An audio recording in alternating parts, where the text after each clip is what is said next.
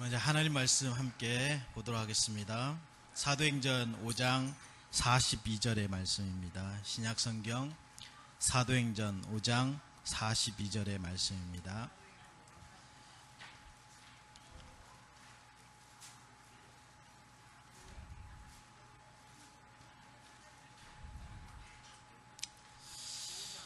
우리 찾으셨으면 다 같이 함께 고백하도록 하겠습니다.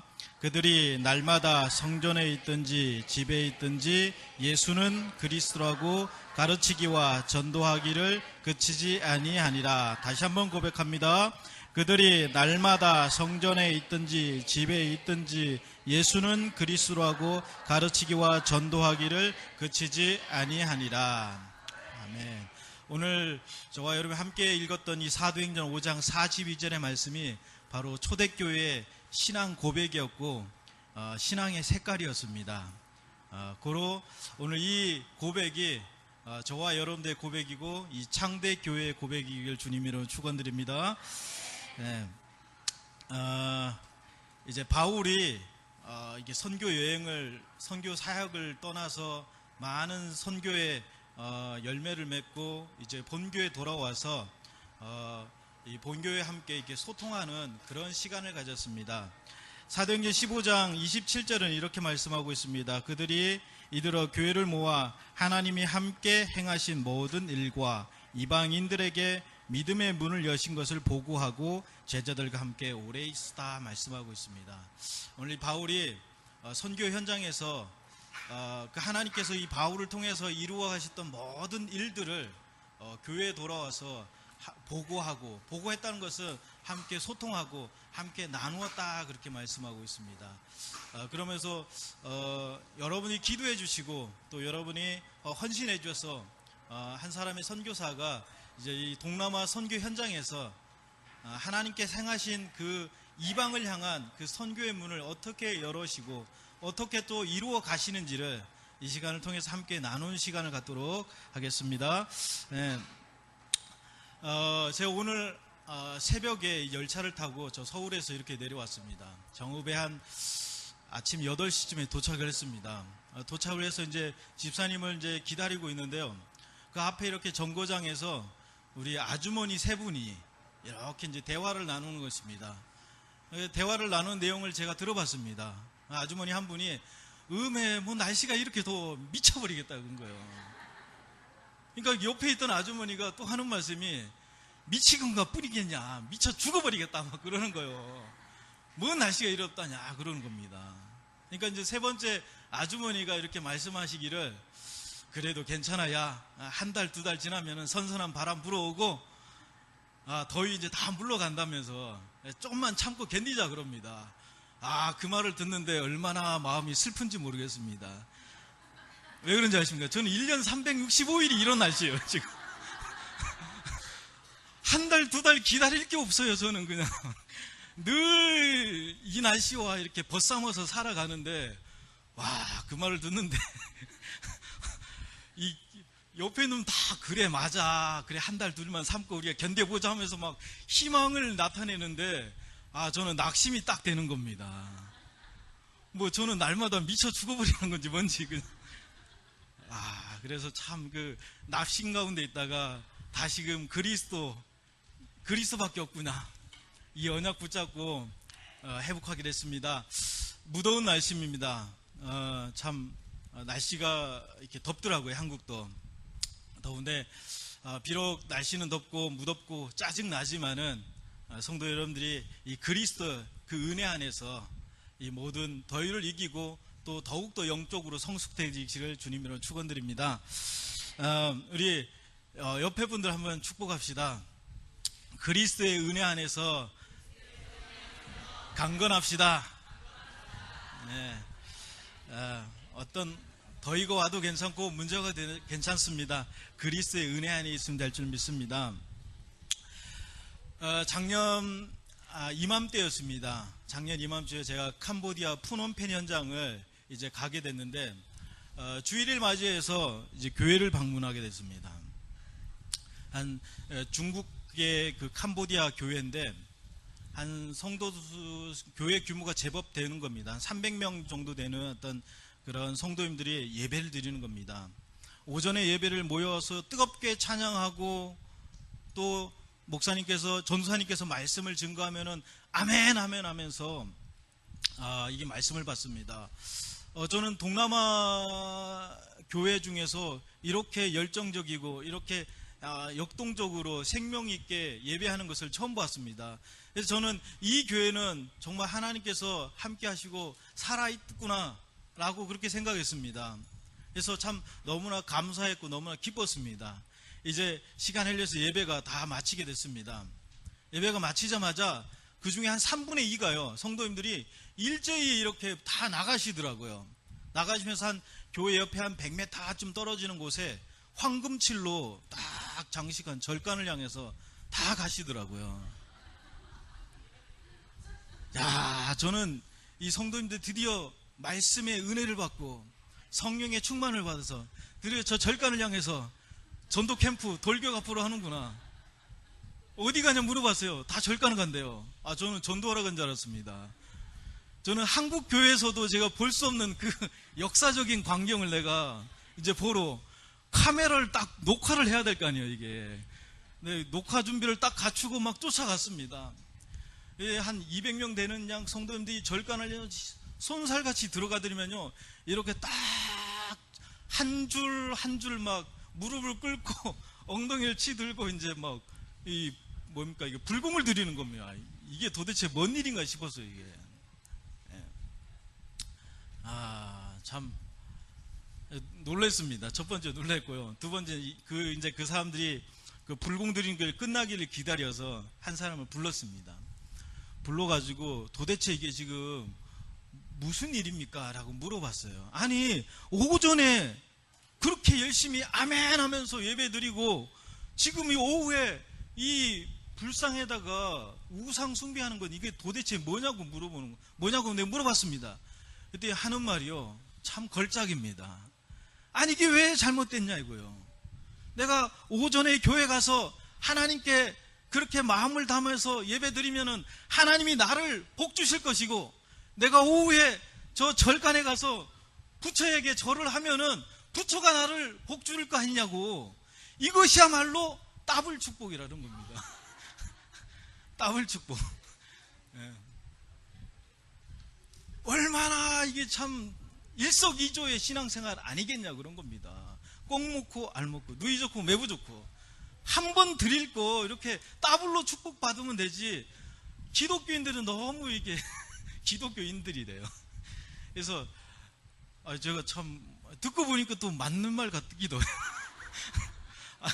해요. 저는 그런 거 한 번도 생각해 본 적이 없기 때문에. 그래서 제가 참 성도님들이 이제 평신도 분들이 하는 생각이 있거나 해서요, 제가 전도사님을 찾아갔습니다. 전도사님께 이제 딱 이런 자초지정을 얘기하고 이게 도대체 어떻게 된 일입니까? 물어보니까는 전도사님께서요 저를 아래 위로 막 이렇게 훑어보시더만은 그게 뭐가 잘못됐냐고, 당신 같은 사람들이 오기 때문에 교회가 욕을 얻어먹고 교회가 그렇게 비난을 받는 거라고. 하나님은 사랑이시지 않느냐. 또 뭔 말인가 했어요. 왜 이렇게 당신 같은 사람에게 전도한다는 것은 이게 우리 것만 옳고 다른 것은 다 나쁘다는 거 아니냐. 막 그렇게 하면서요, 당신 같은 사람이 선교사, 목사 이런 사람 보면 안 된다는 거예요. 그러면 교회가 분열이 생기고 갈등이 생기고 다툼이 생기고 싸움이 생긴다는 거예요. 하나님은 사랑이신데 30분간 막 강의를 하시더라고요. 그러면서 이게 얼마나 아름답냐. 그러면서요, 저 뒤를 봐라. 뒤를 봤더니 이만한 이제 칠판만한 사진이 딱 걸려 있습니다. 그러면서 거기에 뭐냐면 이제 도포를 딱 입은 스님들 한 20명이요. 목탁을 딱 들고 머리 위에는 그 산타 빨간 모자를 딱 쓰고요. 메리 크리스마스 기쁘다 구조오션을 막 찬양하는 그 사진이 딱 걸려 있는 겁니다. 저걸 보십시오. 얼마나 아름답습니까? 딱 그러는 겁니다. 여러분들 이게 지금 제가 뭐 지어낸 얘기가 아니라 제가 그 동남아 현장에서 이렇게 보게 된 교회의 현 주소입니다. 여러분들 이런 교회가 과연 교회일까요? 네. 참 무엇이 이렇게 잘못됐냐 이겁니다. 그러면서 절대 전도하면 안 된다는 거예요. 전도하는 그 자체가 바로 나는 옳고 상대방은 틀렸다는 것을 말하는 거랍니다. 그냥 서로 얼마나 화목하고 좋냐 이겁니다. 사랑의 하나님이니까는 서로 사랑하자 이겁니다. 그 참 성도님들도 그러니까요, 그렇게 강조하니까는 다른 타 종교도 다 옳다고 말하니까는 절간에 가서 불공을, 그래서 제가 더블 축복이 그 일석이조의 신앙생활이 이게 맞는 것이구나. 또 전도사님은 더 나가서 이거 보고 합리주의적 신앙생활이라 이렇게 말을 합니다. 말 들으면서 이게 동남아의 교회의 모습이자 영적인 현 주소구나를 보게 됐습니다. 뭐가 이게 문제가 됩니까? 다른 것이 아니라 교회 예배당도 있고요, 교회 형태도 있고, 또 교회 예배하는 모습도 다 있습니다. 그들도 성경을 보고 있습니다. 그러나 그 교회에 잃어버린 게 뭐겠습니까? 뭘 잃어버렸다고 생각하십니까? 여러분들 잘 생각하십니다. 다시 말해서 조금 전에 말했던 복음, 이 교회의 본질을 놓쳐버린 겁니다. 상실해버린 것입니다. 복음을 잃어버리는 그 순간 교회는 더 이상 교회가 아닙니다. 복음이 없는 교회는 말입니다, 절간하고 다르지 않다라는 것을 저는 제 눈으로 똑똑히 목격했습니다. 그래서 오늘 이런 현장을 두고 우리가 함께 이게 선교 포럼을 나누는데, 어떻게 하면은 이런 현장들을 다시금 회복할 것이냐. 저에게 주어진 천명 또 소명, 사명이 있다면은 하나님, 복음을 잃어버린, 복음을 상실해버린 이 교회가 다시금 이 복음을 회복하고 복음의 본질을 회복할 수 있도록 하나님 부족한 종을 들어 쓰시옵소서 기도합니다. 그래서 함께 나눌 이 말씀이 하나님께서 원하시는 선교, 그 선교의 궁극적인 목적은 다른 것이 아니라 복음이 없는 것에 올바른 교회를 세우고 또 복음의 본질을 잃어버린 그 교회로 하여금 교회의 본질을 회복하게 만드는 것입니다. 이것이 바로 저는 선교라 생각하십니다. 그래서 이 말씀이 바로 사도행전 5장 42절 말씀과 함께 하나님께서 원하시는 선교, 곧 교회가 무엇이냐라고 함께 말씀을 나누길 원합니다. 짧게 지금 제가 드리는 말씀은 제가 동남아 현장에서 선교하는 그 선교하면서 이루어가는 제 언약의 말씀입니다. 하나님, 이 말씀이 오늘 사도행전 5장 42절의 말씀이 저를 통하여서, 부족한 저를 통하여서 또 한 사람의 선교사와 한국 교회, 저를 파송하고 기도해준 모든 교회와 함께 저 동남아 현장에 이루어지게 하여 주옵소서 하는 저의 기도입니다. 네. 그래서 조금 전에 말했던 그 캄보디아 교회, 또 한 번은요 미얀마 그 교회에서 제가 예배를 드리는데, 그때가 크리스마스 이브 때였습니다. 작년 12월 24일 날 미얀마 만달레이라는 그 교회, 중국계 교회에서 제가 예배를 드리는데, 저 또 신기한 걸 봤습니다. 네? 이렇게 딱 보는데요, 예배를 딱 드렸습니다. 그러나 이제 그 태국이나 미얀마나 저 라오스 같은 데는 그 스님들이 이렇게 맨발 신고요, 한 10명씩 이렇게 쭉 줄 서가면서 이렇게 시주를 합니다. 네? 시주를 해요. 그러면은 그 뭡니까? 그 이제 불자들이 딱 스님들이 지나가면요, 그 앞에 그냥 무릎을 꿇고 말입니다, 정중하게 이 시주를 딱 합니다. 그것까지는 다 좋았어요. 그런데 아까 우리 목사님께서 오전에 말씀했는데 실제입니다. 이건요, 이제 예배를 딱 드리고 있습니다. 이렇게 예배를 드리고 있는데 스님들이 그때 딱 지나가요. 교회 앞을 딱 지나가는데 이렇게 뚝딱 방송을 막 할 거 아닙니까? 그러면 지나가면 될 건데요, 성도님이 예배하다가 예배하다 나가가지고요 무릎을 딱 꿇고 이게 물건들을 딱 전달하더라고요. 아니 제가 예배하는데 지금 이렇게 예배를 드리는데 스님들이 지나가니까는 그 스님들 향해서 이제 공손히, 저한테는 공손히 막 무릎도 안 꿇는데 무릎을 꿇고 말입니다. 이걸 그냥 다 이렇게 드리는 겁니다. 이게 그냥 행위가 잘못됐냐, 이게 문제가 아니라 뭔가 이게 뭡니까, 이 기준이 이게 잘못됐다. 참 많은 것을 좀 생각하게 됐고 참 보게 됐습니다. 그 중에 가장 문제가 뭐가 있느냐를 깊이 생각을 했습니다. 어디서부터 이런 문제가 지금 왔느냐 이거예요. 저는 오늘 성경에 뭐라고 말씀입니까? 그들이 날마다 성전에 있든지 집에 있든지 뭐라고요? 예수는 그리스도라고. 예수는 그리스도라고. 문제는 여기 있구나. 그걸 보게 됐습니다. 그냥 단순하게 정말 이 신앙생활 하는 것이 아니라 문제는 어디냐면 바로 예수는 그리스도, 여기 있다는 것을 보게 됐습니다. 보니까요, 예수를 안 믿는 것도 아닙니다. 다 믿어요. 예수 믿는다 그럽니다. 당연히 예수 믿겠죠. 그러나 그 예수가 바로 이 그리스도라는 사실을 너무나 모르고 있다는 것입니다. 물어봤습니다. 제가 동남아 교회를 이렇게 여러 군데를, 수백 개 교회를 다닙니다. 가면 첫 번째 질문하는 게 뭐냐면은 왜 예수만을 믿어야 되냐고 물어봐요. 왜 예수를 믿어야 됩니까? 대답들이, 돌아오는 대답이 여러 개입니다.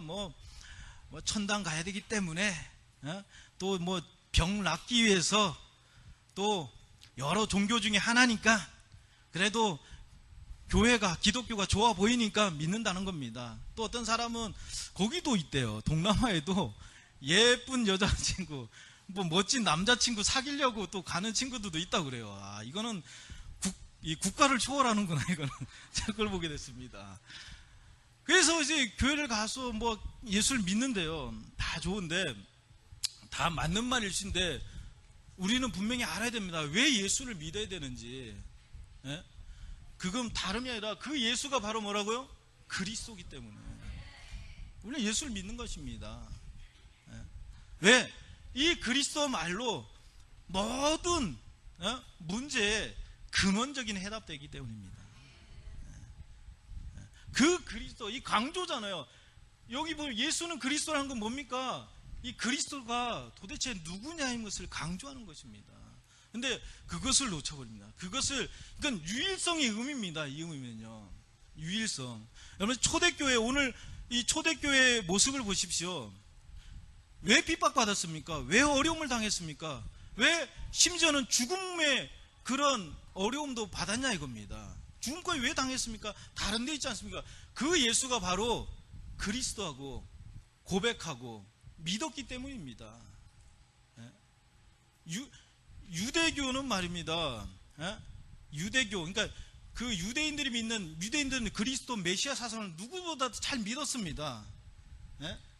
잘 믿었는데 그들이 부인한 건 뭡니까? 그 메시아 그리스도가 예수는 아니라는 거예요.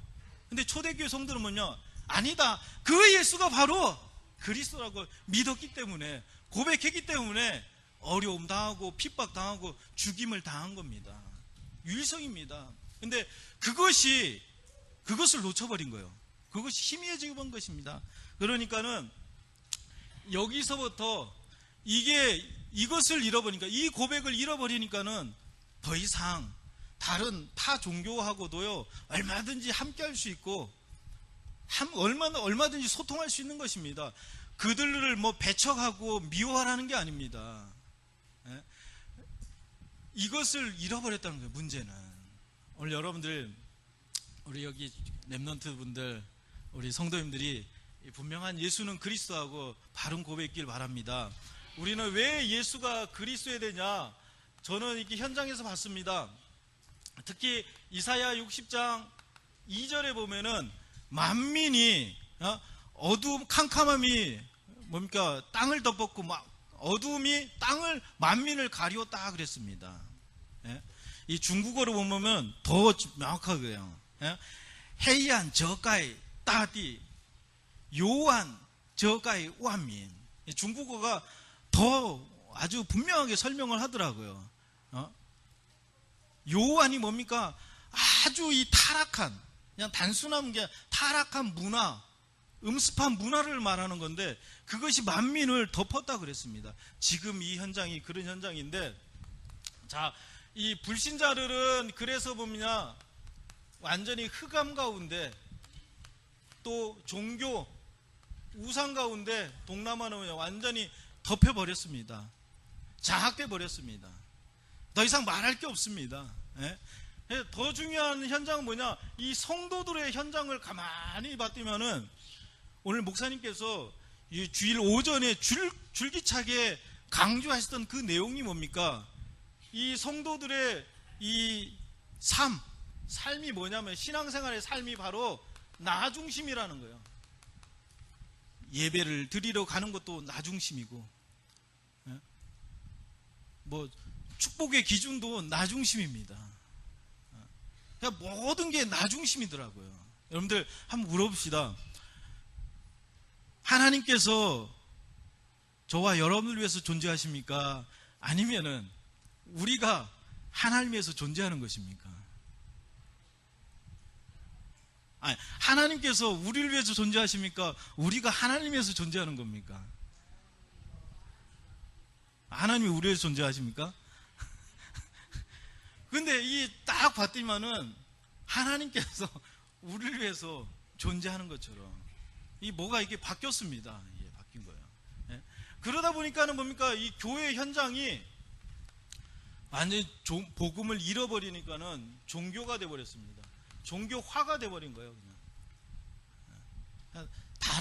그러니까 문제는 뭐냐면은 전도, 이 두 글자의 단어가 완전히 잃어버렸습니다.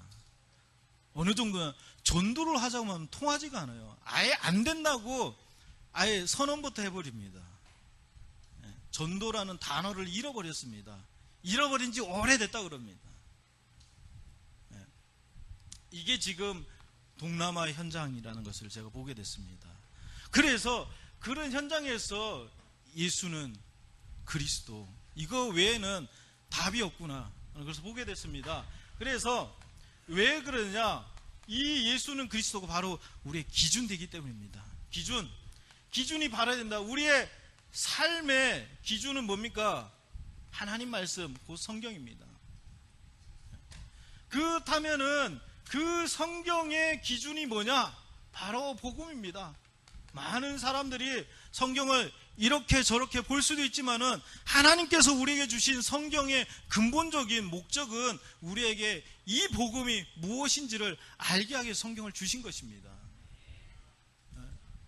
그래서 그렇다면 그 복음의 핵심이 뭐냐? 바로 예수가 그리스도 되심입니다. 이게 바로 우리의 삶에, 우리의 신앙생활의 기준이 되어야 될 줄 믿습니다.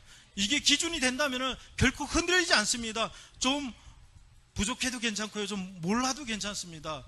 이 내 삶의 신앙생활의 기준이 분명해지기를 주님의 축원드립니다. 그게 바로 뭐냐? 예수는 그리스도입니다. 그래서 이 복음이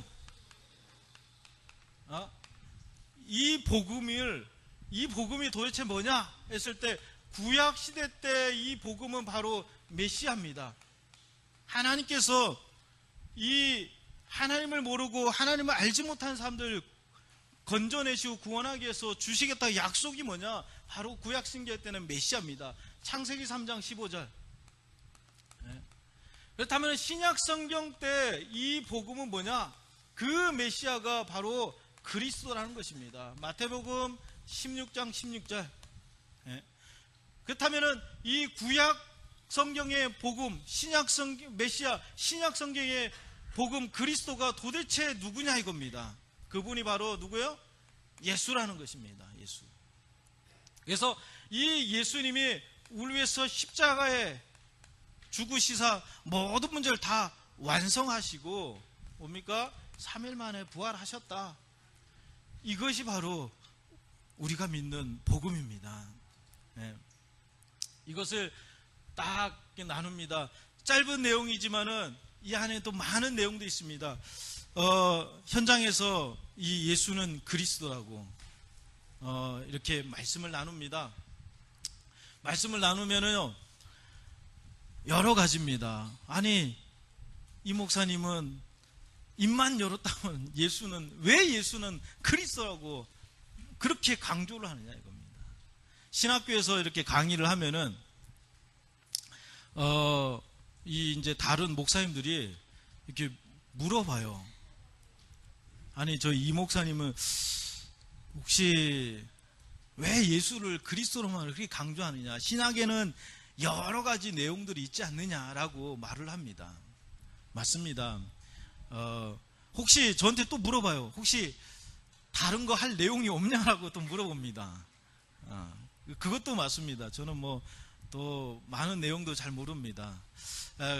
그러나 제가 이렇게 그분들에게 대답합니다. 제가 이게 보았던 현장들, 또 교회 현장들, 저 불신자의 현장을 보면서 제 가슴 속에 이거는 분명히 해야겠다. 예수는 그리스도라고 말을 하지 않는다면은 이거는 뭔가 잘못된 것이란 것을 알게 됐습니다. 그래서 이렇게 고백할 수밖에 없다고 말을 했습니다. 이게 통하지가 않는 겁니다. 예. 그래서 이 예수는 그리스도, 이 초대교회는 말입니다. 이것을 자신들의 삶과 목숨과도 바꿀 만큼 진정한 고백이 있었습니다. 오늘 예수는 그리스도라는 이 복음이 저와 여러분들의 진정한 고백이 되게 해주시고 또 기준이 되기를 주님의 축원드립니다. 그래서 이제는 뭐하냐, 다니면서 이 복음의 말씀을 이걸 분명히 정하고요. 오늘 뭘 했습니까? 성경의 본문에 보면은 그들이 날마다 어디 성전에 있든지 집에 있든지 성전에 있다고 했습니다. 성전, 이것은 다시 말해서 교회를 말하는 겁니다. 그 성전 교회에서 무엇을 했느냐 하면은 뭘 했습니까? 가르쳤다 그랬습니다. 가르치라. 그리고 집에서는, 집은 이제 우리로 말하면 현장입니다. 현장에서도 뭘 했습니까? 전했다 그랬습니다. 전하라. 가르치고 전하했습니다. 무엇을요? 무엇을 가르쳤습니까? 예수는 그리스도라고 함께 교회에 모였을 때는 가르쳤고요. 흩어져서 모든 현장, 집에서는 이것을 또한 전했습니다. 그게 초대교회였습니다. 그것이야말로 하나님께서 원하시는 선교였고 또 교회였다는 것입니다. 그렇다면은 우리 먼저 보십시오. 이 가르쳤다. 제가 이 어원을 한번 이렇게 알아봤습니다. 사전을 찾아보니까는 이 원어 성경에 가르친다는 의미는 뭐냐면은 길들여진다라는 의미예요. 길들여진다. 길들여지다. 그러니까 구원은 아까 우리 목사님께서도 하나님의 은혜로 구원은 받았지만은 우리에게는 여전히 이 불신자 때 또 과거의 체질과 상처와 아픔들이 여전히 남아 있습니다. 여전히 남아 있어요. 그래서 그 여전히 남아 있는 그 체질들, 우리 표현으로 하면 각인되고 뿌리 내려지고 체질화된 그 잘못된 것들이 이제 뭡니까? 이 가르침을 통하여서 길들여지는 것. 그걸 말하는 거예요. 그냥 단순하게 지식적인, 이론적인 그 학교에서 배우는 지식과 이론을 배우는 가르침이 아니라 전인격적인 삶의 변화를 말하는 것입니다. 우리 성경에 디모데후서 3장 10절 하나님의 사람으로 온전케 된다, 그 표현입니다. 온전케 되는. 그리스도의 삶이 온전케 되고 성숙해지는 것, 그것이 바로 길들여지는 것이고요. 그렇게 되기 위해서 우리는 가르침을 받고 또 가르쳐야 된다는 것입니다. 그 가르침의 내용이 또 그 무엇입니까? 다른 것이 아니라 예수는 그리스도라는 것입니다. 예수는 그리스도. 이것을 이 예수는 그리스도에서 우리가 한 사람의 하나님의 사람으로 또 그리스도의 사람으로 온전케 되고 성숙해 되고 또 순종하는 사람으로 변화되어 간다는 것입니다. 그래서 그걸 위해서 어떻게 해야 되냐 했을 때 우리는 이 개인화가 이루어진다는 것입니다. 그 개인화라는 것은 뭐냐? 이것은 지금 제가 선교 현장에서 이것은 이대로 제가 진행해 가고 있는 내용들입니다. 예? 그래서 포럼이라니까요. 뭐 이게 이제 조금 있으면 뭐 이제 선교 현장에 뭐 하나님 주신 증거들을 이렇게 나누겠지만은 그보다도 더 중요한 게 이겁니다. 우리 이평화 선교사가 지금 선교 현장에서 좀 놀고 있는지, 잘하고 있는지, 뭘 하고 있는지 알아야 될 거 아닙니까? 어떻게 선교하고 있는지 이렇게 지금 저는 이루어가고 있습니다. 그래서 이 하나님의 사람으로, 그리스도의 사람으로 길들여지기 위해서 먼저 무엇을 해야 되냐? 이제 예수는 그리스도를 뭐라고요? 묵상해라 이겁니다. 묵상하는 것입니다.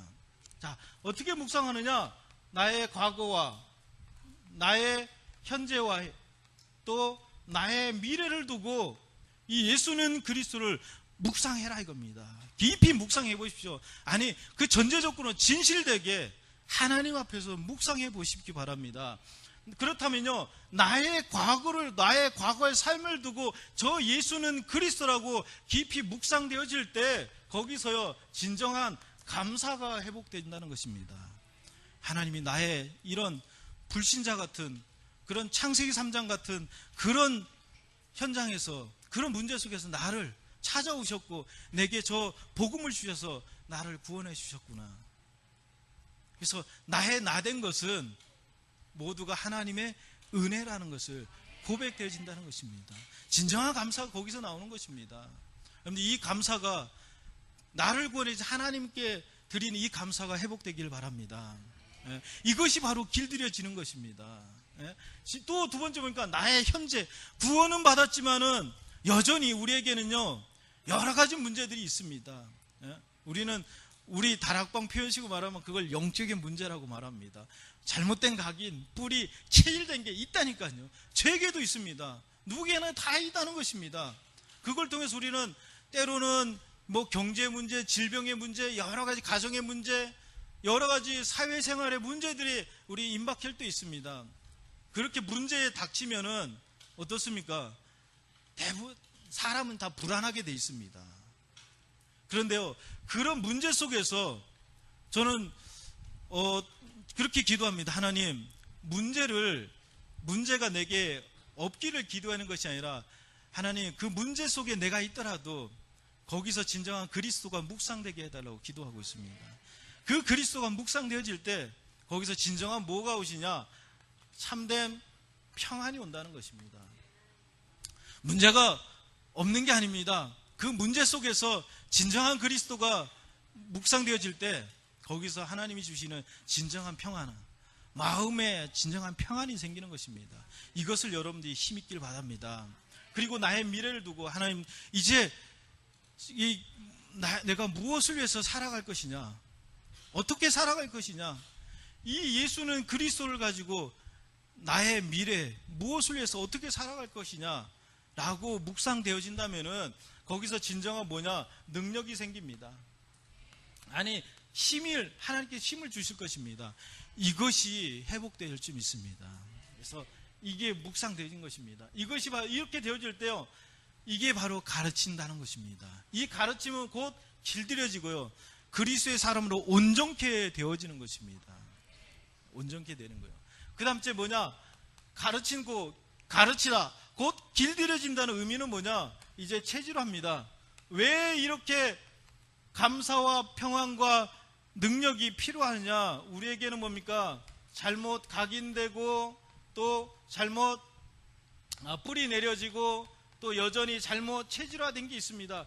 이것을 바꿔야 되기 때문에 조금 더 이것을 체질화, 이것을요 조금 우리는 잘 쓰지 않습니다. 우리 다락방에서는 쓰지 않는데 성화라 그럽니다. 성화, 그리스도의 사람으로 온전케 이렇게 바뀌어지는 삶, 바뀌어지는 삶. 이것을 그 어려운 말이 아니에요. 어려운 말이 아니라 나의 각인되고 뿌리 내리고 체질화된 것들이 이제 변화되는 것입니다.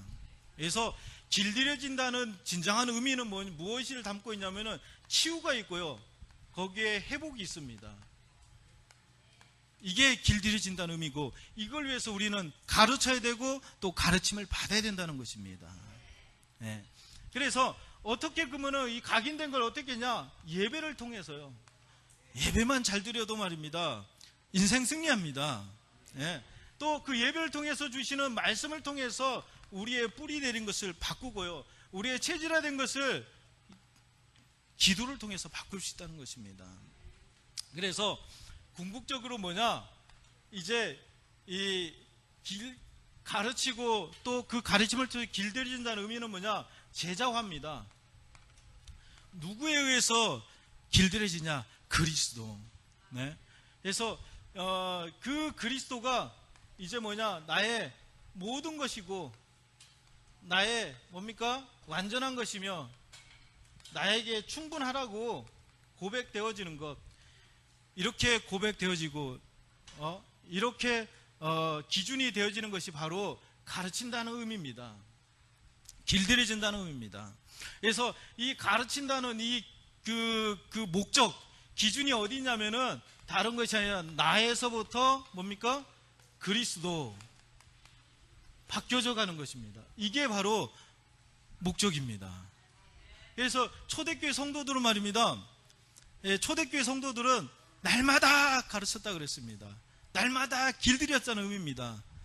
무엇에 의해서요? 예수는 그리스도라는 복음의 말씀을 가지고. 그래서 뭐냐, 내가 아닌 그리스도의 중심의 삶으로 이렇게 변화되는 삶을 삽니다. 어떤 사람 물어봅니다. 아니 그러면 이성교사님은 어디 있습니까? 당연히 사람들은 그리스도에 있다면, 아니요, 저는 때로는 여기 있다가 때로는 여기도 있고 그럽니다. 나 중심에 있다가 또 그리스도 중심에 있다가 그렇습니다. 근데 이게요, 이런 게 있습니다. 길들여지지 않는다면은 여기 있는 시간이 오래됩니다. 나 중심의 삶이 오래되고요, 그리스도의 중심의 삶은 어쩌다 한 번씩 이렇게 돼요. 근데 이 말씀을 통해서 길들여지지 않습니까? 길들여지면은 그리스도 이쪽에 있는 시간이 오래됩니다. 그러다가 어쩌다 한 번씩 이쪽에 신방도 가고 이렇게 합니다. 여러분들은 지금 어디 있습니까? 이쪽에 아마 우리 창덕교회 성도님들은 그리스도 이쪽에, 그리스도 중심의 이쪽 삶 속에 아마 오래 있을 좀 있습니다. 어쩌다 한 3년에 한 번씩 심심하니까 이쪽에 한 번씩 신방 가죠, 이제.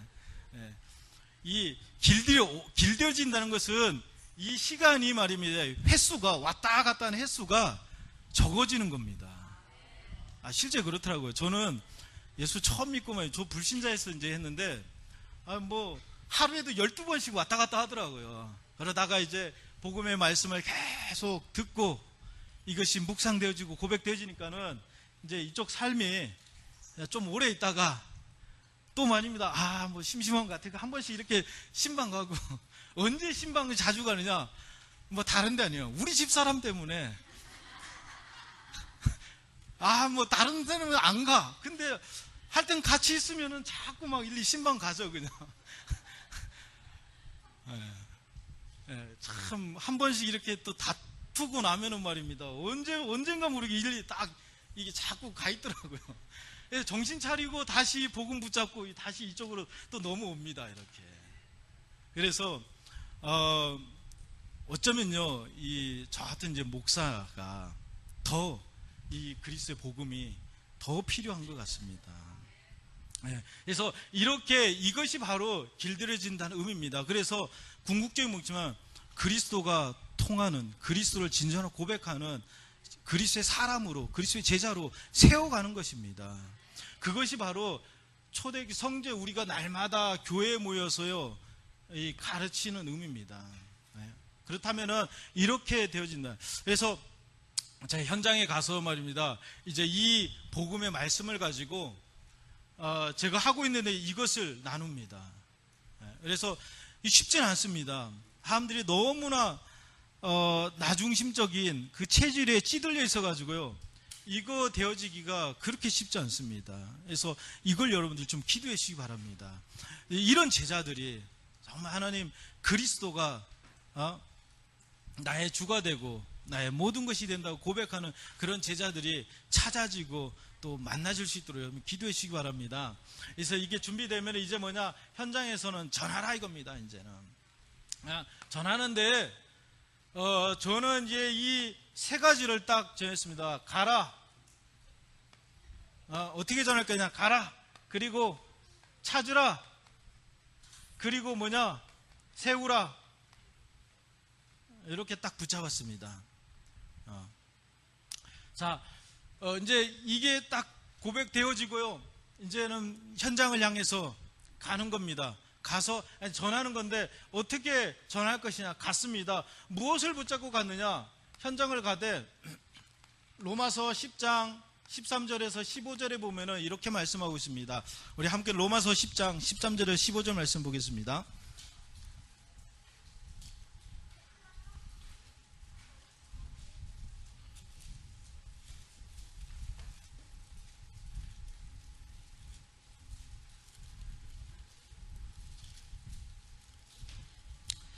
로마서 10장 13절부터 15절에는 이렇게 말씀하고 있습니다. 누구든지 주의 이름을 부르는 자는 구원을 받으리라.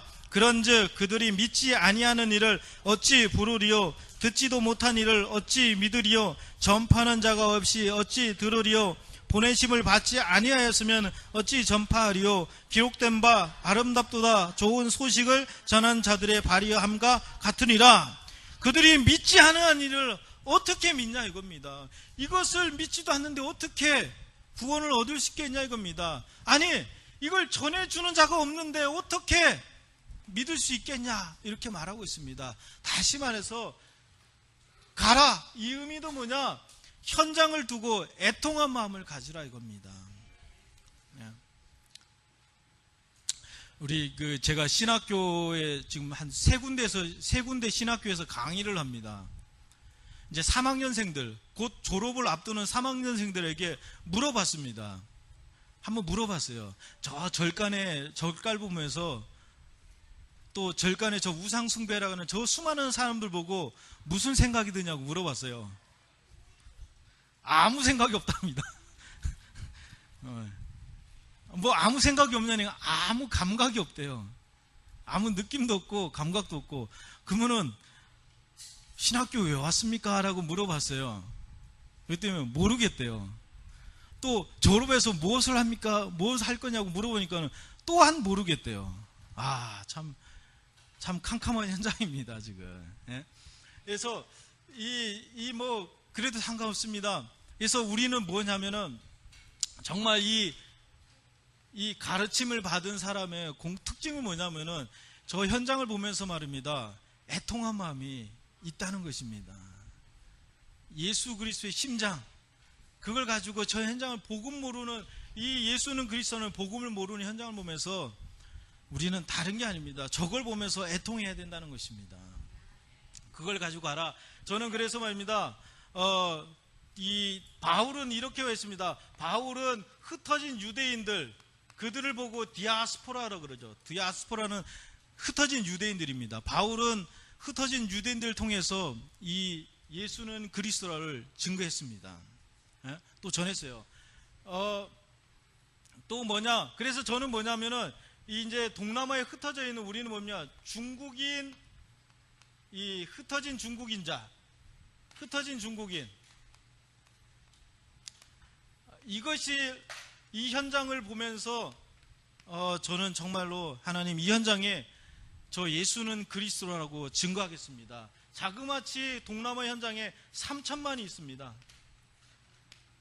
3천만의 현장에 하나님 이 예수는 그리스도라고 증거하게 해주시고 선포해 해달라고 기도했습니다. 이것을 이렇게 갔습니다. 그래서 뭐 많이 많아요. 이평환 선교사는 막 왜 이렇게 싸돌아 다니느냐. 심지어는 우리 집 사람도요, 저한테 별명을 지어주기를 발발이래.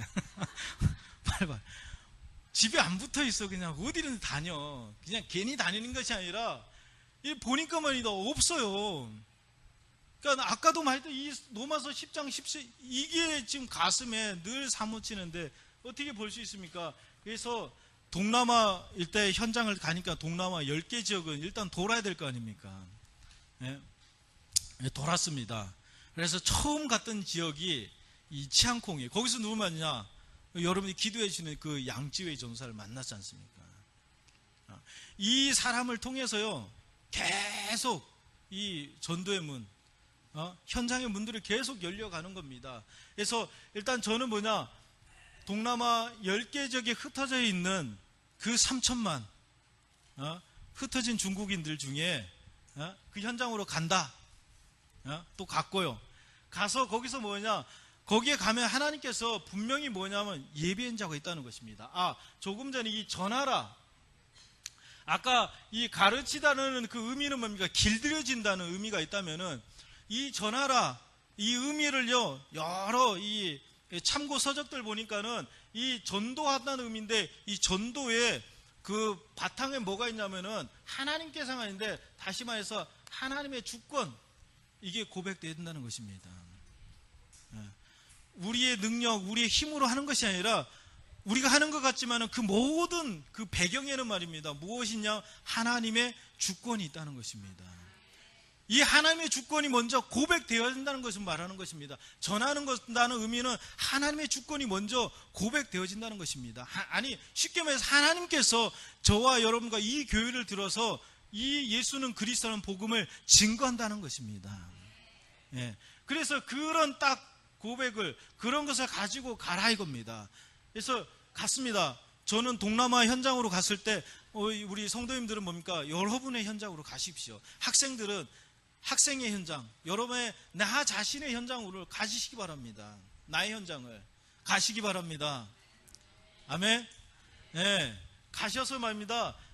가보십시오. 가보시고 이 마음을 가지고요, 로마서 10장 13절 15절 이 마음이 정말 가지고 가보십시오.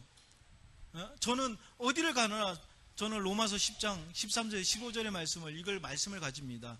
제가 가는 현장, 내가 아니면은 저들이 어떻게 이 복음을 들을 수 있겠냐 이겁니다.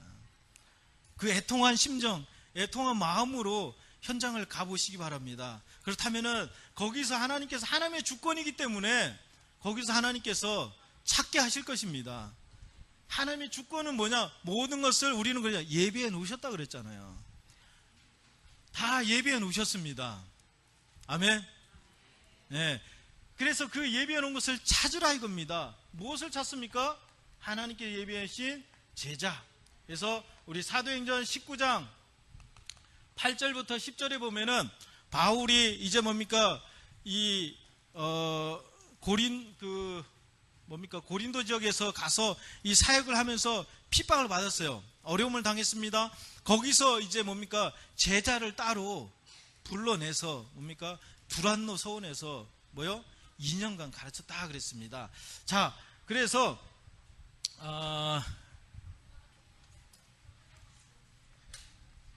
이제 이 가서 말입니다, 무엇을 증거했느냐? 저는 가서 다른 거 말하는 것이 아니라 이것을 말합니다. 첫 번째 가면 어디를 가든지 누구를 만든지 첫 번째, 예수는 그리스도를 나눕니다. 이것이 통하는 사람이 있어요. 관심 없는 사람이 대다수지만은 저는 거기에 관심이 없고요. 하나님 한 사람이 더 좋습니다. 이 예수는 그리스도하고 통하는 한 사람을 찾게 해주시고 만나게 해주옵소서 기도합니다. 그래서 찾으면요, 열에 한 100여 명 중에 한 명 나타날까 말까 합니다. 그래서 이걸 찾기 위해서 다니는 겁니다. 쓸데없이 다니는 게 아니라 그 한 사람, 하나님이 예배해 주시는 저 동남아 10개 나라에 흩어진 저 한 사람을 찾기 위해서 가는 겁니다. 그래서 어떻게 하냐, 우리 우리 정도훈 목사님께서 지으셨던 선교사의 길 가야 된다니까. 아파도 슬퍼도 생명을 걸고 가야 돼요. 왜?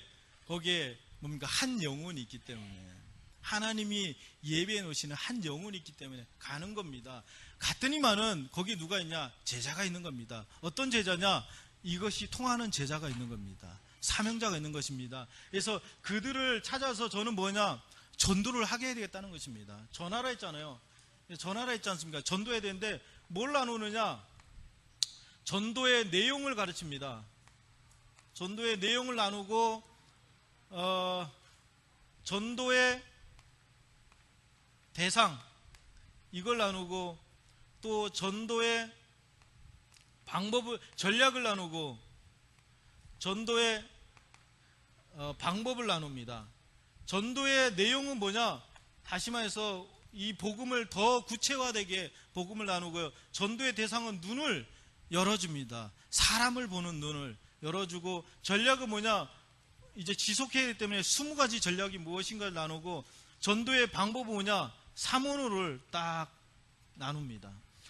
이것은 지금 뭐냐면은 제가 이제 사명자, 소위 말하는 사명자를 찾고 만났을 때 그들과 나누는 이게 훈련의 내용입니다. 그래서 저는 이것을 제 나름대로 오늘 본문처럼 두란노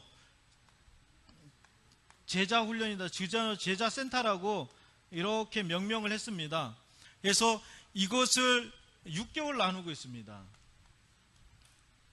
6개월 단위로 이것을 계속 나눠요.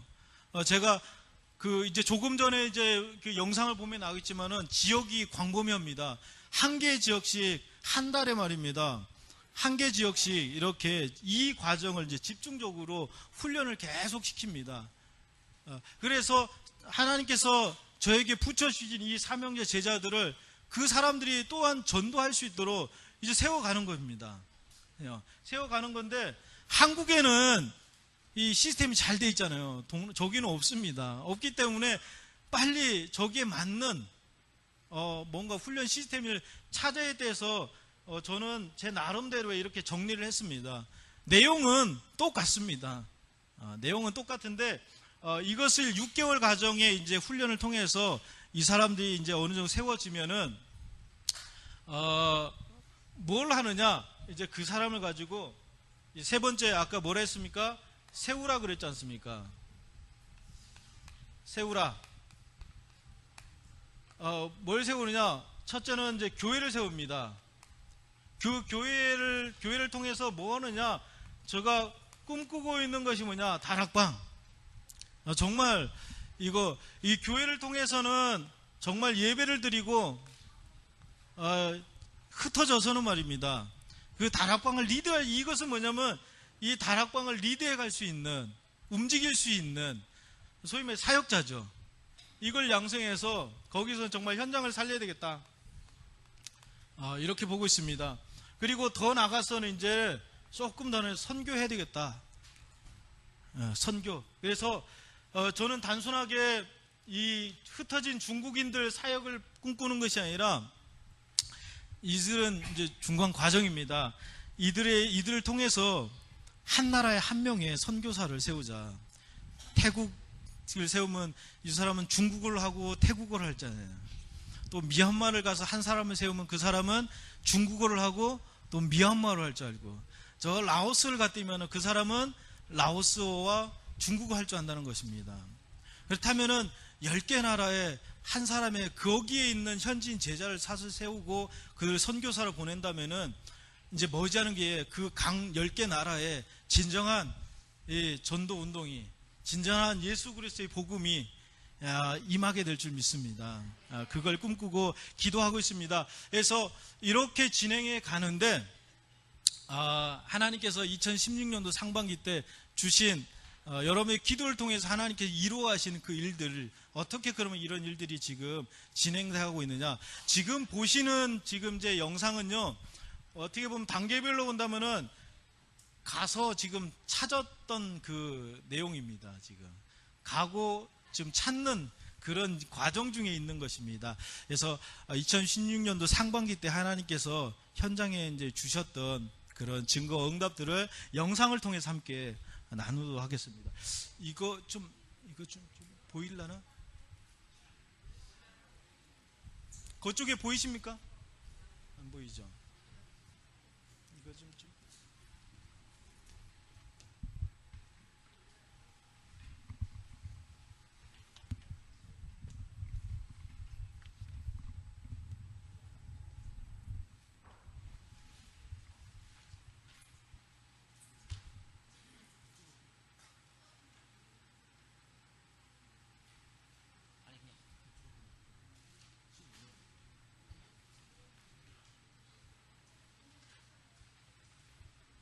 밑으로 클릭하.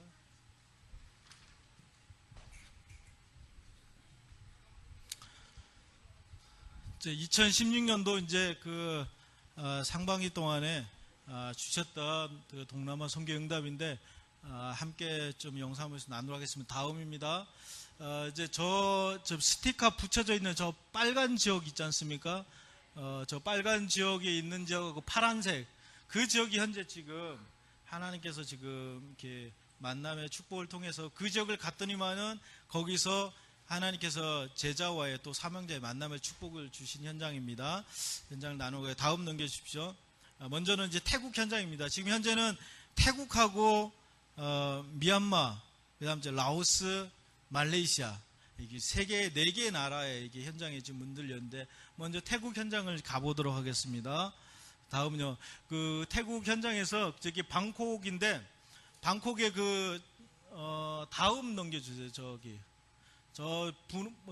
분홍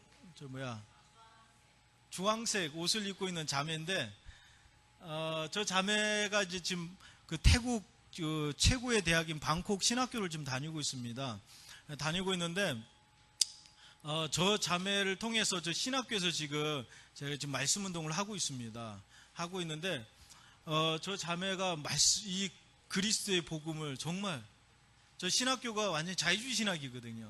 그런데 그 갈등을 많이 하다가 이 제자를 만나고 이 복음을 나누는 중에 굉장히 은혜를 받고 지금 훈련을 잘 받고 있습니다. 받고 있는데 저 자매가 저 신학교에서 이렇게 둘이 이렇게 말씀을 나누는데 저 자매하고 같은 반에 있는 그 반 친구들이 라오스에서 태국으로 유학을 왔습니다. 라오스 현지인인데, 예. 그 사람들은 이제 중국어를 몰라요. 이제 태국어만 할 줄 알지. 그래서 이 자매를 통해서 제가 중국어로 말씀을 전하면 이 자매가 태국어로 이렇게 통역을 해서 지금 라오스에서 유학을 온 그 유학생들에게 복음이 증거되고요. 제가 오기 전에 3주 전에 라오스 PNTN을 갔다 왔습니다. 그 교회를 가서도 또 이렇게 집회를 하게 되고 그래서 라오스에도 한 사람을 통해서 계속 전도의 문이 이렇게 열려져 가고 있습니다. 이 자매 아시엔이라는 자매인데 꼭 기억해 주시기 바랍니다. 이 자매는 중국어, 태국어가 완벽합니다. 통번역을 완벽하게 구사할 수 있는 사람이에요. 그래서 제가 태국 현지인 교회가 이제 말씀을 전할 때 이 사람이 태국어로 이렇게 번역을 해서 저에게 이렇게 자료를 공급해주고 있습니다. 그래서 이 한 사람을 통해서 아마 앞으로 정말 진정한 전도운동 할 수 있는 교회가 세워질 수 믿습니다. 좀 기도해 주시고요. 다음 넘겨주세요. 다음은 이제 파타야입니다. 그 방콕에서 한 2시간 떨어져 있는 휴양도시입니다. 태국의 유명한 휴양도시 그 파타야에 하나님께서 교회인데 저 만남의 축복을 주셨습니다. 또 만남을 축복해서 가서 제가 또 예수는 그리스도하고 이렇게 복음을 전했는데 다음 넘겨주세요. 다음 넘겨주세요. 네, 저기 지금 말씀을 이제 증거하고 있는데 저 이제 이 복음을 전했지만은 너무나도 잘 받는 겁니다. 그 중에 아직 이 사진은 없는데 저 중에서 성도들도 은혜를 받지만 그 중에 한 사람 또 텐유에라는 자매가 있는데 이 자매도 아주 태국어 이 중국어가 능통합니다. 아까 아시에는 문서 번역을 담당한다면은 이 텐유에라는 자매는 이제 이 말로서 통역하는 이 태국어로 이것을 지금 이루어가고 있는데 지금 훈련을 지금 받고 있습니다. 그래서 제가 한 주에 한 달에 한 주는 이 방콕 파타야 지역을 이렇게 순회를 집중을 하면서 아까 이 훈련 과정들을 계속 훈련을 시키고 있는 그런 중에 있습니다. 다음 넘겨주세요. 다음은 이제 푸켓입니다. 푸켓. 푸켓인데 여기도 이제 중국계 교회 이제 중국인 교회인데 다음 넘겨주세요. 이 푸켓 교회 특징이 뭐냐면 청년층이 많아요. 지금 이때는 좀 별로 안 했는데 젊은 청년들이 한 100여 명 가까이 이렇게 한 20, 30대 되는 청년들이 많습니다. 이렇게 아마 이제 푸켓이 휴양지니까는 각지에서 이렇게 이제 어떤 일을 하기 위해서 이제 몰려든 청년들이 많이 있어요. 그 청년들이 이제 뭡니까? 저 교회로 이렇게 다 몰려 있더라고요. 그래서 저 청년들을 이제 또 가서 저 청년들 중에 다음 넘겨주시면 저 이제 그 사명자들을 이렇게 또 불러 모아서요, 이렇게 훈련을 또 시키고 있습니다. 한 달에 한 번씩 이제 훈련을 이렇게 나누고 있는 그런 이제 푸켓 현장입니다. 다음 넘겨주세요. 다음에 이제 치앙마이 현장입니다. 치앙마이지만은 치앙마이 시내가 아니고 치앙마이 시내에서도 한 3-4시간 들어가는 저 미얀마와 접경을 지르고 있는 그 오지 마을이거든요.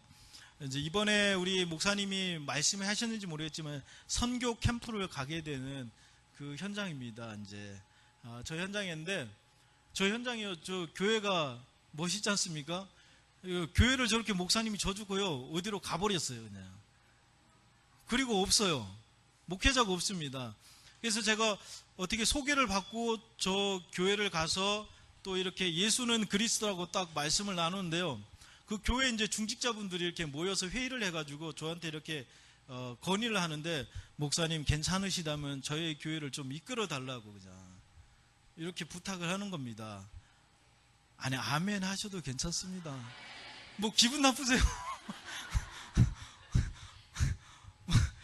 뭐 기분 안 나쁘지 않습니까? 그래서 제가 저기 가서 저 교회를 좋고 하려면은 못합니다. 근데 뭐 어떻게 하든지 간에 좌우지간 하나님이 다 이렇게 이걸 봐도 이제 아예 세트로 그냥 준비를 다 해주셔서 이렇게 쓰시라고 그냥 붙여주신 것 같아요. 그래서 이제 저희 가서 이제 그 사명자 훈련들을 집중적으로 시키면서, 더불어서 다음 넘겨주시면 저기에 랩넌트들이 참 많아요. 랩넌트들이. 그래서 저 랩넌트들이요, 참 육신적으로 보면 안타깝습니다. 뭐 전쟁과 또 마약과 또 여러 가지 어떤 문제들 때문에 부모님들 다 대부분 잃었어요. 아니면 부모님들이 다 버림받았고, 그런 랩넌트들이 한 300명 가량이 되거든요, 현장에. 그래서 하나님이 지금 생각을 해봤습니다. 기도를 했습니다. 왜 이 현장을 하나님께서 저에게 붙여주셨을까? 비록 이렇게 버림받고 소외됐지만은 저들 중에 분명한 하나님의 남은 자들이 있을 것이다. 장차 복음을 해서 정말 쓰임받을 제자가 있을 것이다. 이렇게 확신을 했습니다. 그래서 이제 저들을 이제 올 10월부터 이제 우리 이제 팀이 들어가서, 팀이라 할 것도 뭐 많은 팀이 아니라 저와 함께 사는 사람 같이 이제 가서, 우리 일가족이 가서 그냥 이 팀이요, 이제 일가족이 가서 저기서 이제 랩넌트 수련회를 합니다. 이제 300명 가량을 놓고요. 그런데 저기에는 각종 소수민족들이 제가 듣기로 한 10 몇 개 되는 소수민족들이 다 모여 있습니다. 그래서 중요한 또 문일 것 같아요. 그래서 랩넌트들이 있기 때문에, 이왕 우리는 가기로 정했기 때문에, 이제 오늘 보니까 우리 정동 목사님께서 연락이 왔어요. 이제 선교 캠프 가기로 딱 이렇게 기도하고 있다고. 그래서 그러면 잘 됐다. 같이 우리 창대교회와 팀을 이뤄서 같이 들어갔으면 좋겠다는 생각을 하게 됐습니다. 그래서 여러분 좀 기억해 주시고요. 저희 가면은 뭐 숙소도 준비되어 있고요, 강의실도 준비되어 있고, 모든 게 다 준비되어 있습니다. 사람도 있고 장소도 있습니다. 이제 이 예수는 그리스도라고 그들에게 전달해 줄 사람이 없습니다. 우리 창대교회가 와서 이 복음을 가지고 와서 저들을 좀 살려주시기를 부탁드리겠습니다. 그래서 가게 되면은 뭐 저 랩넌트뿐만 아니라 우리 랩넌트들도 굉장한 도전이 될 거예요. 같은 이게 시기를 살아가는데 한쪽에서는 이런 현장도 있구나 하는 것을 보게 될 것 같고요. 우리 랩넌트들도 굉장한 어떤 선교의 도전도 될 것 같습니다. 지금 사진은 저렇지만은 저희 굉장히 오지입니다. 지금요, 굉장한 좀 험악한 곳입니다. 그래서 오시게 되면 좀 영적으로 육적으로 좀 단단한 각오를 하고 오셔야 될 것 같습니다. 다음 넘겨주시기 바랍니다. 여기는 이제 그 빼똥 현장인데, 지금 빼똥 현장이, 다음 넘겨주세요. 지금 교회가 현장했고, 올 4월 달에 여기서 이제 처음으로 이제 빼똥에서 랩넌트 수련회를 이렇게 진행을 했습니다. 그래서 우리 랩넌트들이, 저기 랩넌트와 우리 성도들이 이렇게 그곳에서 이제 훈련을 받으면서 하나씩 지금 복음으로 세워져 가는 그런 현장입니다.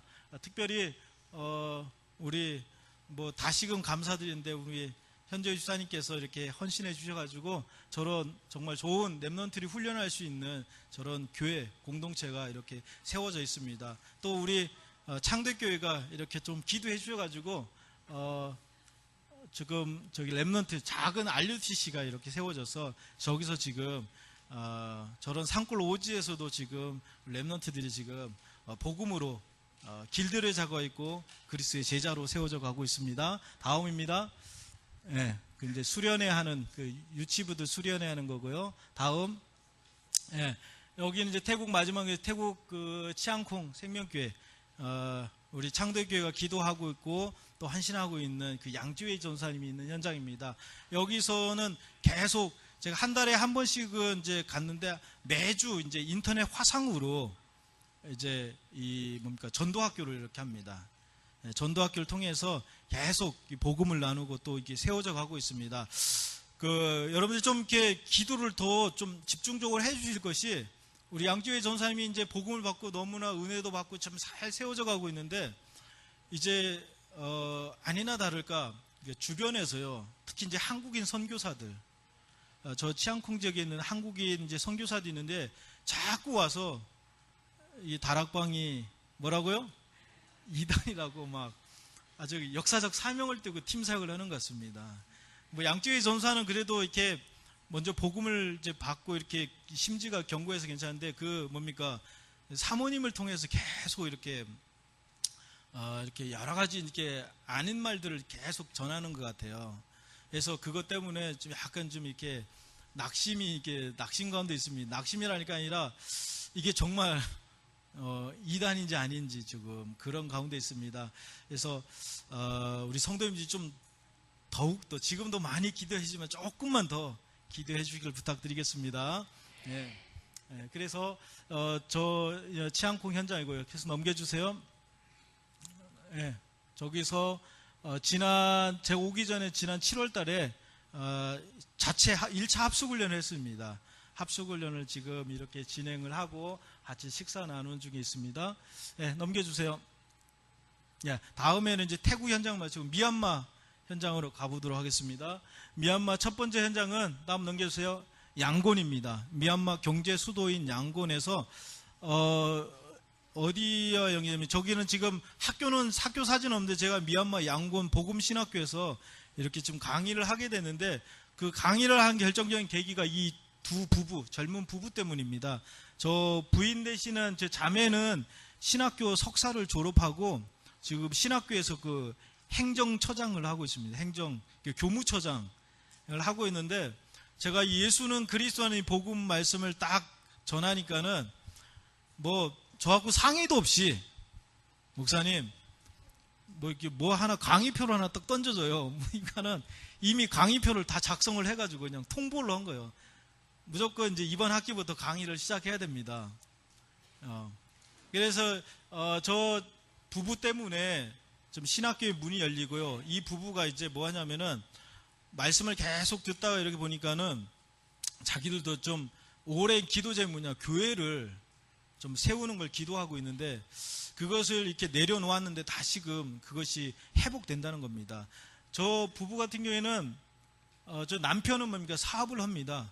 크진 않지만 성실하게 사업을 잘 하고 있어요.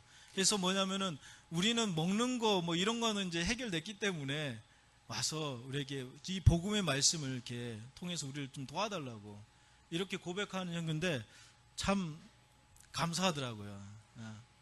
이 양곤 가서 이 두 부부를 만나면서 참 마음이 얼마나 뿌듯한지 모릅니다. 그래서 이 삶 때문에 여기를 계속 이제 또 이렇게 들어가야 될 것 같습니다. 다음입니다. 그 양곤의 현장이 밀리고 이제 양곤에서 북쪽으로 이렇게 한 1000km 정도를 이동하면 만달레이라는 곳이 나옵니다. 그 만달레이에 중요한 현장이 뭐냐면 저 만달레이 신학교가 이렇게 문이 열렸습니다. 제가 이제 다음 달 20일 매월 봄학기, 가을학기 때 집중 과정으로 여기서 이제 전도학을 이렇게 가르칩니다. 그래서 제가 가르친 이유가 뭐냐면은 이렇게 지금 2학기를 이렇게 가르쳤거든요. 가르쳤는데 저기서 뭐냐면 이제 이 복음을 이렇게 이해하고 이 복음을 살겠다는 사람이 한 서너 명이 이렇게 딱 나오는 겁니다. 이제 그들을 이제 따로 모아서 저는 뭐 하냐면 기도하는 게 저 만달레의 저 현장에 중요한 현장이거든요. 정말 하나님 원하신 교회를 세워야 되겠다. 이렇게 기도하고 있습니다. 그래서 저 만달레의 저 신학교를 통해서 미얀마 전역을 살릴 수 있는 이런 참된 사명자들이 찾아지고 세워질 수도 기도해 주시기 바랍니다. 예. 저하고 함께 있는 우리 실크로드 목사님도 그래서 함께 방문했던 이쪽에 앉아 있는 분이 그 원장 목사님이시고요. 너무나 말씀을 잘 받으십니다. 예. 그리고요, 다음 넘겨주세요. 다음 이제 태국하고 접경에 있는 미얀마 따찌렉이라는 현장입니다. 여기도 이제 중국계 교회인데, 다음 넘겨주세요. 저기가 이제 오른쪽에 있는 게 강의실이고 왼쪽에 있는 게 이제 예배당입니다. 저기 다음 넘겨주세요. 여기서 이제 작년이구나. 작년 10월에 여기서 렘넌트 수련을 하고요. 올 3월에, 네, 올 3월에 여기서 이렇게 렘넌트 수련회를 이렇게 해마다 이제 진행을 할 겁니다.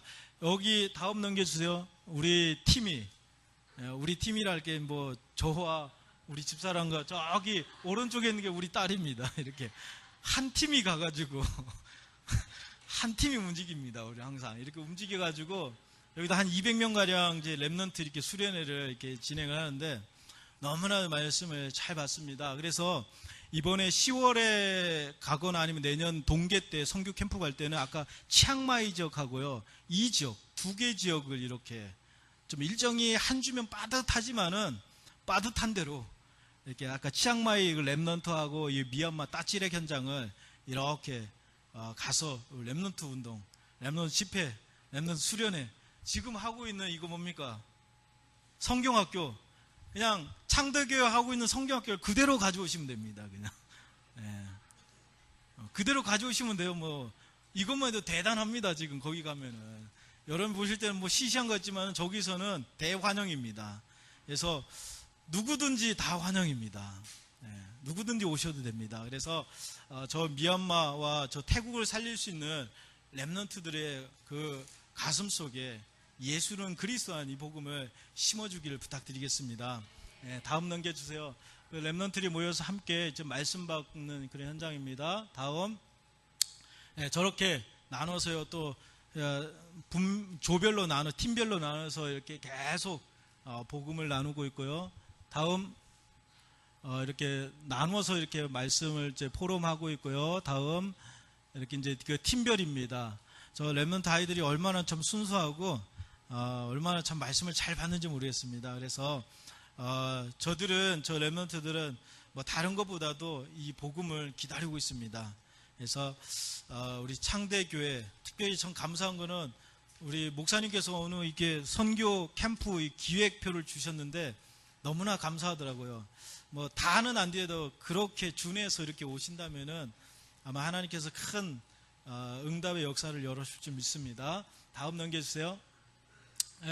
이것은 이제 인터넷 화상 다락방 한국어 교육이라 해가지고 아까 따찌렉 렘넌트들 중에 또 그들 중에 사명자들을 이렇게 구별해내서 매 주일날 이제 오늘 저녁에도 아마 하겠죠. 매 주일날 이제 인터넷 화상으로 저들에게 이제 말씀을 또 전하고 한국어 교육까지 가르칩니다. 한국어 교육. 지금 한 8개월 됐거든요. 시작한 지가. 이제 한 3명 정도는요, 한국어를 제법 해요. 저 놀랬습니다. 안 놀라시는 것 같아요. 여전히 기분이 나쁘신 것 같아요, 이제 저는 뭐냐면은 저렇게 한국어를 먼저 기본 한국어를 하는 저 렘넌트들요, 이제 내년부터는 아까 각 지역에 있지 않습니까? 푸켓, 파타야, 치앙마이 이런 애들 한 개 지역에 한두 명씩 제가 장학금을 준다 그랬어요. 그 장학금이 뭐냐? 한국에 이제 렘넌트 데이 참석하는 거. 괜찮지 않습니까? 예. 그렇게 해서 이제는 저들이 한국어 가르치는 애들을 이제 불러들여가지고 어느 정도 하면 여러분과 통하게 될 겁니다. 저들이 그래서 한국의 어떤 교회 또 이런 훈련하는 것들을 통해서 복음을 딱 뿌리 내린다면은 아마 한 나라를 살리고 민족을 살리는 중요한 제자로 세워줄 줄 믿습니다. 예, 그렇게 다음 넘겨주세요. 네, 마쳤습니다. 그래서 기도해 주셔서 하나님께서 또 상반기 동안에 이런 문들이 지금 이렇게 열려졌고 또 이걸 함께 나누는 시간이 됐습니다. 이런 말이 있습니다. 우리 속담에 백문이 불여일견이다 그랬습니다. 이평화 선교사가 저기 했던 저런 보고가 사실인지 아닌지 여러분들 직접 오셔서 확인해 주시고 또 함께 선교를 그래야지만이 보는 것과 함께 와서 체험하는 것은 또 다릅니다. 그러면은 좀 더 선교가 소통되어지고 구체화될 줄 믿습니다. 가능하다면은 우리 렘넌트들, 우리 성도님들 다 왔으면 좋겠지만은 저는 바람이 있다면은 우리 교회 이제 중직자분들은 꼭 오셔서 함께 이렇게 선교 현장에서 선교를 소통하고 나누었으면 하는 바람입니다. 우리 또 하반기 때도 계속 기도해 주시고요. 하반기 때는 아마 지금 진행되는 사역을 계속 이어서 라오스와 지금 캄보디아 현장에 또 문이 이렇게 좀 열려져 갈 것 같습니다. 더욱더 좀 기도해 주시고요. 내년 선교대 때 또 상반기 선교대 때 또 여러분들 만나 뵙게 되면은 또 하나님께서 하반기 때 어떻게 이루어졌던 그런 선교의 내용들을 함께 나누는 시간 갖도록 하겠습니다. 감사합니다.